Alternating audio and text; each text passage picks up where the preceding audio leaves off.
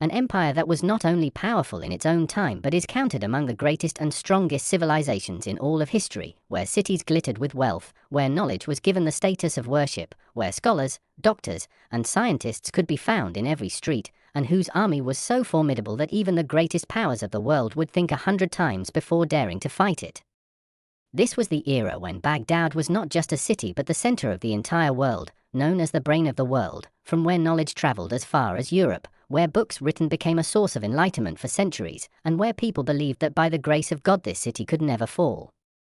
But history has repeatedly proven that when arrogance overpowers wisdom, even the tallest structure turns into a house of sand. The Abbasid Caliphate began with immense strength and remained established for nearly 500 years.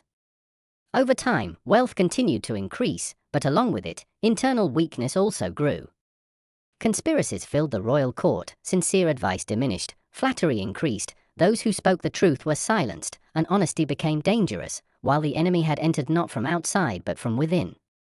In the 13th century, when Mongol power was crushing all of Asia in its path, Hulagu Khan had become a storm that wiped entire cities off the map, and his name alone struck fear into hearts, yet this threat was not taken seriously in the court of Baghdad.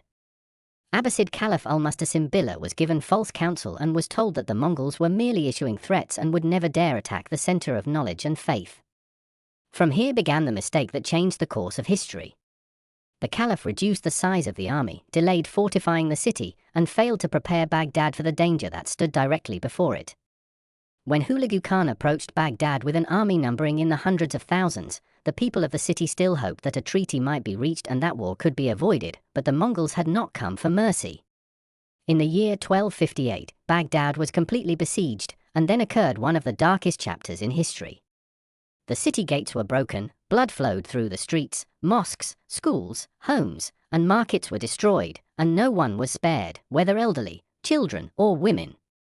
Then came the scene that makes the soul tremble even to imagine it. Centuries of preserved knowledge were thrown into the Tigris River, and it is said that the water turned black as if ink were flowing and red as if blood were running.